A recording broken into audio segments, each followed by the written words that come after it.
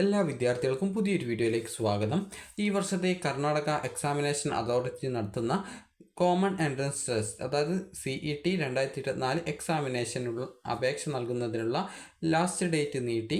അപ്പോൾ 30-ാം തീയതി രാവിലെ 11 മണി മുതൽ 1-ാം തീയതി അതായത് ഏപ്രിൽ 1-ാം തീയതി വൈകിട്ട് 4 മണി വരെ ഓൺലൈനായിട്ട് വിദ്യാർത്ഥികൾക്ക് ഈ ഒരു അപേക്ഷ നൽകുന്നതിന് വേണ്ടിയിട്ടാണ് ഈ ഒരു ഡേറ്റ് നീട്ടിയിട്ടുള്ളത്.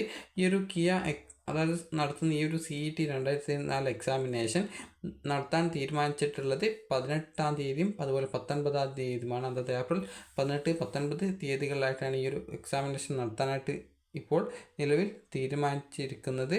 അപ്പോൾ ഓൺലൈനായിട്ട് നിങ്ങൾക്ക് ഈ ഒരു രജിസ്ട്രേഷൻ ചെയ്യാനുള്ള ലാസ്റ്റ് ഡേറ്റാണ് നിലവിൽ ഇപ്പോൾ നീട്ടിയിട്ടുള്ളത്.